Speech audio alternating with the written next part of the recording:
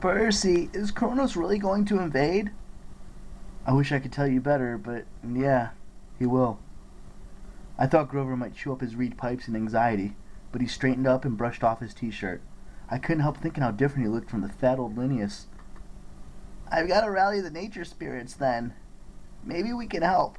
I'll see if we can find this Morpheus. Better tell Juniper you're okay too.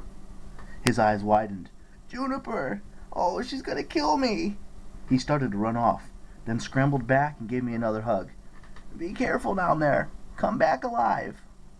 Once he was gone, Nico and I roused Miss O'Leary from her nap.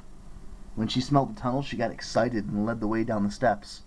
It was a pretty tight fit. I hoped she wouldn't get stuck. I couldn't imagine how much Drano we'd need to unstick a hellhound wedged halfway down a tunnel to the underworld. Ready? Nico asked me. It'll be fine. Don't worry. He sounded like he was trying to convince himself. I glanced up the stairs, wondering if I'd ever see them again. Then we plunged into darkness. The stairs went on forever, narrow, steep, and slippery. It was completely dark except for the light of my sword. I tried to go slow, but Miss O'Leary had other ideas. She bounded ahead, barking happily. The sound echoed through the tunnel like cannon shots, and I figured we'd not be catching anybody by surprise once we reached the bottom. Nico lagged behind, which I thought was strange. You okay? I asked him.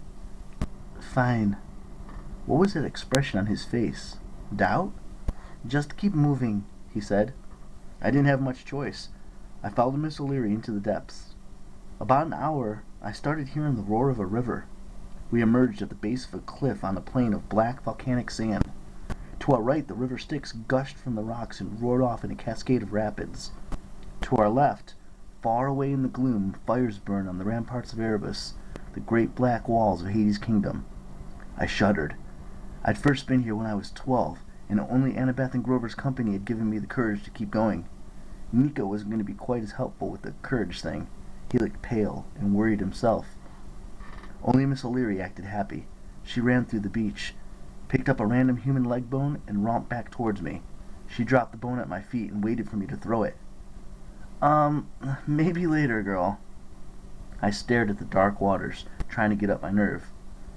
So, Nico, how do we do this? We have to go inside the gates first, he said.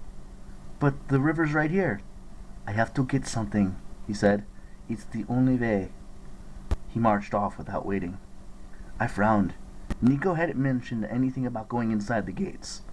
But now that we were here, I didn't know what else to do.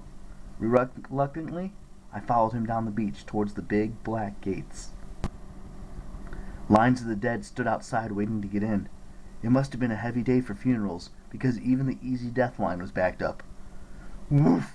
Miss O'Leary said. Before I could stop her, she bounded towards the security checkpoint.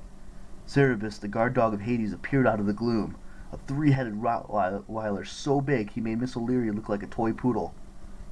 Cerberus was only half transparent, so he's really hard to see until he's close enough to kill you. But he acted like he didn't care about us. He was too busy saying hello to Miss O'Leary. Miss O'Leary, no! I shouted at her. Don't sniff! Oh, man! Nico smiled. Then he looked at me and his expression turned all serious again, like he'd remembered something unpleasant. Come on, they won't give us any trouble in the line. You're with me. I didn't like it, but we slipped through the security ghouls and into the fields of the Citadel. I had to whistle for Miss O'Leary 3 times before she left Cerberus alone and ran after us. We hiked over black fields of grass dotted with black poplar trees. If I really died in a few days like the prophecy said, I might end up here forever. But I tried not to think about that. Nico trudged ahead, bringing us closer and closer to the palace of Hades. Hey, I said. We're inside the gates already. Where are we? Miss O'Leary growled. A shadow appeared overhead, something dark, cold, and stinking of death. It swooped down and landed on top of a poplar tree.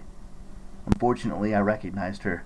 She had a shriveled face, a horrible blue knit hat, and a crumpled velvet dress. Leathery bat wings sprang from her back.